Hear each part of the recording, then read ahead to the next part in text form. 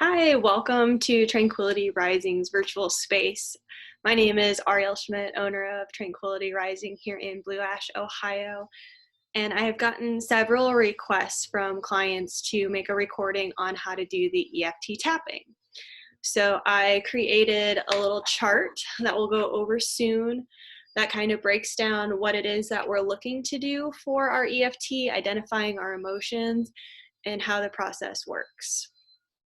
So what exactly is EFT? EFT stands for Emotional Freedom Techniques. It is how we move through severing emotional connections that have a hold on our body. So if we're experiencing anxiety, fear, or maybe it's a memory that's kind of taken over our body, and we get a little bit of a physical reaction to it, almost like an electric shock. In severe forms, we can deal with PTSD and things like that, and sever those emotional connections to the memories that are bringing that about the body. For those of us who don't suffer from that, and maybe we have a little bit milder version and it's just body sweats, or maybe just we hunch or we clench, this is going to help release those negative spaces in our body. So there's a couple different things that we can tap on. We can either tap on an emotion we're having, so let's say anxiety, fear, or any other emotion that is present, or we can also tap on a physical pain in the body, so like wrist pain, shoulder pain, back pain, any type of physical ailment that we're struggling with, we can tap on that. And the last thing I just remembered, you can also tap on things like bad habits, so like nail biting, smoking, or really anything that you find a negative attribute that you wish to quit. You can also take this aspect and bring that to you. The reason EFT works is because each and every point that I'm going to introduce you to today is actually an ending point for one of the 12 meridians on our meridian charts. So when we move through it, I won't really talk about the meridian points. That's a whole nother video that'll take a while. But just know that wherever we're tapping is a different meridian, and the meridians deal with different things emotionally. So bladder meridian deals with stuck emotions. The fire meridian, such as small intestine, heart protector, triple heater, they all deal with passion and burnout. And what are we protecting ourselves from? The earth elements, such as stomach and spleen, are our boundaries, our anxieties, our stability, and so on and so forth. So there's a lot of things that we could take a deeper look into, but today's video is strictly going to be more focused on just teaching you the technique of the emotional freedom techniques. And if you have further questions, you can reach out to me and we can schedule some one-on-one time or coaching time to really dive deeper into your specific things that you want to take care of. All right, so I'm going to take my glasses off so it's a lot easier for me to tap. I'm going to show you the different spots on our body first, and then I'll take you through the algorithm. So the first place that we have is actually our soft spot. So if you can kind of see my collarbone right here, you're going to go about 2 to 3 fingers below the collarbone, depending on how big your hand is. And you should find a soft spot that's kind of sore. So that's known as our starting point. And so once you find that, we would say an algorithm about what our ailment is, and we'll get to that. The next point is going to be here, right on the edge of your eyebrow, and know that you can either tap with both hands or one side. The meridians run on both sides of the body parallel. So if you tap on the right side, you're not needing to tap on the left, and vice versa. And if you're doing the tapping process, I recommend tapping on one side of the body because eventually those points might get a little sore, and then I can switch to the other side if I need to continue my tapping. All right, so the spot is right on the edge of the eyebrow, and then we go to the side of the eye, under the nose, the chin, and now we're actually tapping on the collarbone, not below it, but on it. And then for women, it's going to be kind of where your bra line is, but just imagine where your nipple line is and go over to the side. That's going to be the next point. Okay, so right there you would tap. And then we're going to get to the hand. So when you start tapping on the hand, you want to tap right on the edge of the nail bed. Okay. We're not tapping on the top of the nail, but the nail edge. Okay. So you'll tap on the nail bed thumb, pointer, middle. You're going to skip the ring because we're actually going to tap on a spot further back that'll activate it. If you do tap the ring finger, it's not a big deal. It's not like it's going to derail you. It's just an extra step that you don't have to take, but you can. Your pinky nail. And then you're going to do this spot right here, kind of like a karate chop. So you can just do that. And then you're going to go between the ring finger and the pinky finger. If you follow those tendons back, and you can kind of see that, okay, right there. And you would just tap on that. And you would tap this spot continuously as we do the next part of our algorithm. So you would close your eyes, open your eyes, look hard right, hard left, circle the eyes to the right, circle the eyes to the left, and then you're going to hum any song that you desire, but we always do happy birthday just because it's easy. So you just hum the first line. So and then you're going to count to 5 out loud. 1, 2, 3, 4, 5, and then you'll hum again. And then we would start this all over again. So it would be eyebrow, outer eye, under eye, nose, chin, collarbone, under the arm, nail bed, nail bed, nail bed, nail bed, karate chop, 9 gamut, and pause. Okay, that's where we would reevaluate where we're at for our session. So that might seem like a lot of weird mumbo jumbo. You're like, I don't understand why we're doing this. Why does it work? So again, each one of those points that we did is associated with the different meridian points. So this one is our bladder meridian, talks about stuck emotions. This one is headed to our small intestine, which is our burnout. This one is stomach, which is an earth element, so it deals with our anxieties and things like that, and so on and so forth. Each one of them represents something else. So when we tap on it, we're activating that meridian to say, hey, by the way, I want to clear this space out. The humming and counting will activate right brain, left brain. And that's how we really sever these connections. So a lot of the tutorials that are out there, or people who are teaching you how to do this, they are only doing the tapping on the body. They don't do the hand, they don't do the humming and the counting. And I personally have found that with those added steps, that's where the true transformation comes from, of severing those negative emotions with the body, and we can really get things moving. All right, so let's take a deep dive into an example problem. All right, so the first thing I want you to do is determine the primary complaint or issue. And we want to try and be as specific as possible so that we can understand any underlying issues that might be fundamental to our process. So I took an example that kind of everybody might be experiencing today with our lockdown and with the COVID-19 going around, which is anxiety. And anxiety is always present, so this is just a couple stems off of that anxiety tree. I always tell my clients to draw a tree first, identify the main emotion that you're feeling. So a lot of us might be feeling anxiety. Okay, so when you draw your tree, you're going to put anxiety as your base or your trunk.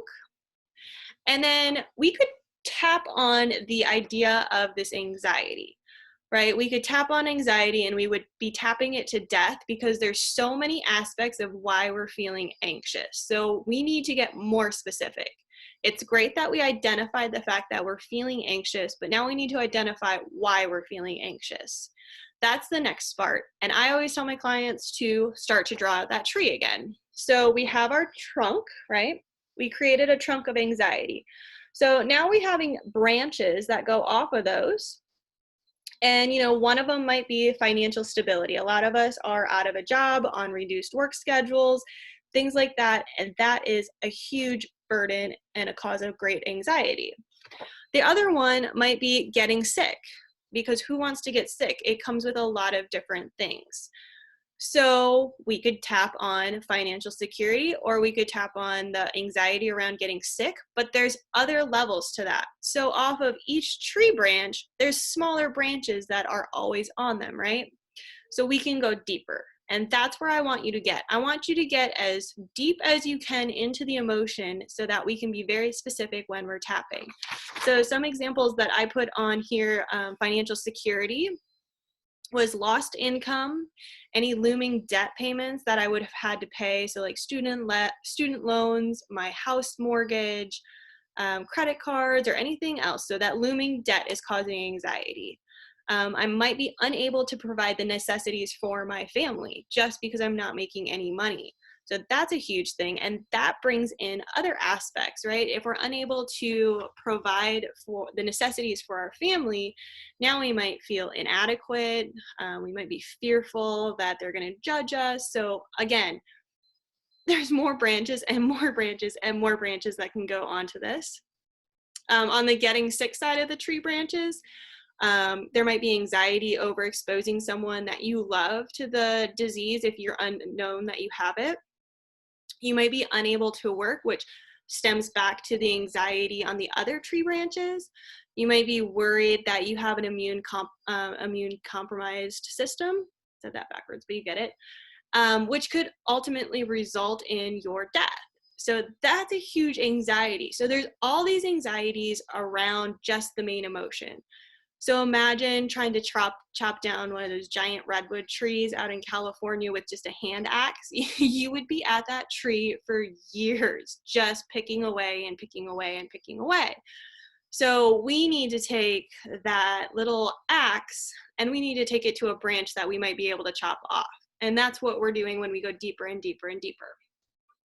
So since most of us, I shouldn't say most, but a lot of us are dealing with the fact that our financial security is, it's not there anymore.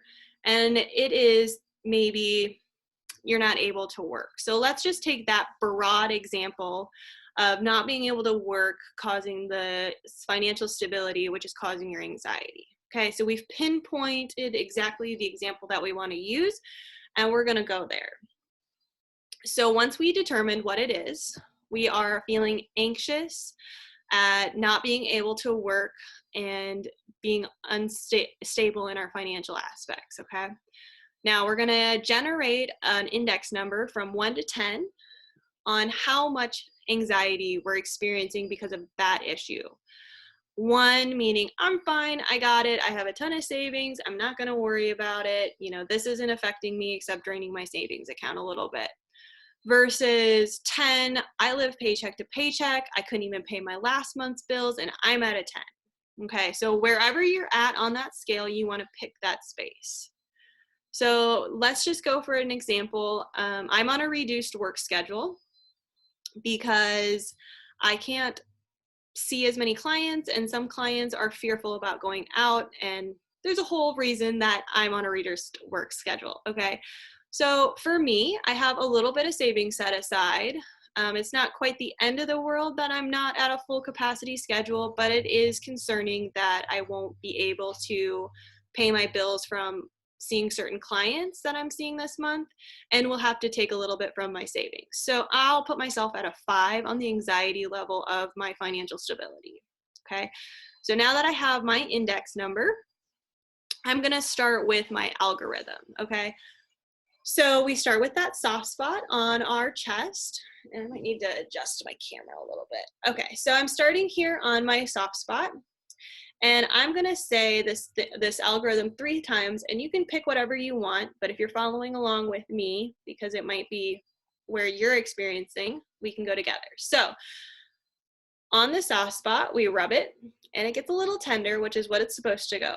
And you're going to say, even though I am feeling anxious about my financial stability, about a reduced workload, I deeply and completely accept myself. Even though I am feeling anxious about my financial stability and reduced work schedule, I deeply and completely accept myself. Even though I am experiencing anxiety over my financial stability and reduced work schedule, I deeply and completely accept myself. So we just reassured ourselves, and now we're going to start the tapping process. And when you tap, you're going to say just a couple words to help emphasize what we're releasing. So on your eyebrow, you say this anxiety. On the side of the eye, this anxiety. Under the eye, this anxiety. Under the nose, this anxiety. Chin, this anxiety. Collarbone, this anxiety. Under the arm, this anxiety. Nail bed, thumb, this anxiety. Pointer finger, this anxiety. Middle finger, this anxiety. Under, or the pinky finger, this anxiety. The karate chop point, this anxiety. That spot between pinky and ring finger, constantly tap that now, don't stop.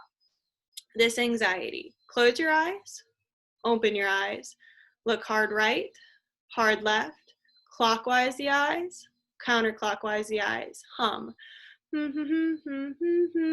Count out loud to 5. 1, 2, 3, 4, 5. Hum again. And restart. This anxiety, this anxiety, this anxiety, this anxiety, this anxiety, this anxiety, this anxiety, this anxiety, this anxiety, this anxiety, this anxiety, this anxiety, this anxiety. And we're going to pause, close your eyes, and notice how that feels in your body.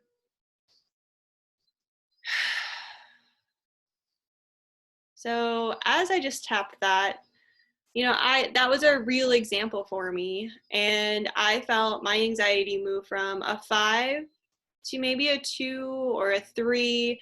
I just feel more peaceful with that. So if I wanted to keep going with this and reduce this down to a 1, which is our ultimate goal, we would do that process again, but maybe we would change, instead of going this anxiety, we would say, I release this anxiety. This anxiety no longer holds me. I am feeling confident. I release this anxiety. And you can go through that, tapping words. Just make sure you're staying on that same category of why we're tapping in the first place. So anxiety related to financial stability because of a reduced work schedule. Or, I lost my job. Whatever it is for you, stay on that same tree branch so that you can actually kill that tree branch and it falls off dead, okay? And then you can move on to another tree branch if you would like. Now, for those of us who have a lot of things that we want to tap on, I would recommend just doing one at a time, coming back maybe an hour later or even the next day and work on the next one. And also be aware that just because we moved our anxiety from a 5 to a 1 today, it might resurface tomorrow because there might be a new trigger, or we just need to re-emphasize the fact that I am going to be okay. Everything is going to work out for the best, okay? The other example I want to share with you before I get off, and this gets a little too long, is tapping on the physical pain. So when we have pain lodged in our body that's been there for more than 6 months, there's usually an emotional tie that's connected to it, okay? So a lot of times people have bladder meridian blockages, which runs right along the spinal column, and it causes them to really jerk, especially when I'm working on them. And they have no clue what's going on. They can't pinpoint where there's a stuck emotion, because that's what bladder represents. And so I'm going to tap for them, but you can tap yourself, okay? So in that scenario, we would go, my pain level is at an 8. That's where I'm at right now. I have identified the index scale. I've identified what it is that I want to tap. I'm experiencing extreme pain and discomfort through my back or my spinal column or whatever it is that you are. And then we would start. So we would start the soft spot again. And you would say, even though I am experiencing extreme pain and discomfort through my spinal column, I deeply and knowingly love and accept myself. Even though I'm feeling extreme pain and discomfort through my spinal column, I deeply and knowingly love and accept myself. Even though I'm experiencing pain and discomfort in my spinal column, I deeply and knowingly love and accept myself. And we would start the tapping. This pain, this discomfort, this pain, this discomfort, this pain, this discomfort, this pain, this discomfort. And you would go through the whole process, just like we did for the previous example, okay? And after you move through that second round, you'll pause and evaluate where you're feeling, okay? We hope that you go from an 8 to a 6 or an 8 to a 5. My last client that I did this with, I think they went from a 6 to a 1. They didn't even want to move off the mat because they were concerned that they were going to re-trigger that pain. And I checked in with them a few days later, or their next session when they came in, and they said it lasted 4 days before they felt that pain resurface, and then they had to re-tap again. Okay, so this is a process. Sometimes it's just physical pain, right? Sometimes it's just not going to trigger anything. Other times, when we do that same process or I'm tapping for you, certain memories might pop up. So the bladder meridian is stuck emotion. So for those who can't pinpoint it, you might have a memory that pops up. Don't be scared about it. Allow yourself to lean into it, and then we can go from there. Again, if you have any questions or you want some one-on-one coaching through this, or you really want to deep dive into this, we can do some elemental coaching and take you a little bit further. I hope that is helpful, especially during this time of anxiety and stress for a lot of us. And I hope to see you guys soon. Have a wonderful rest of your day.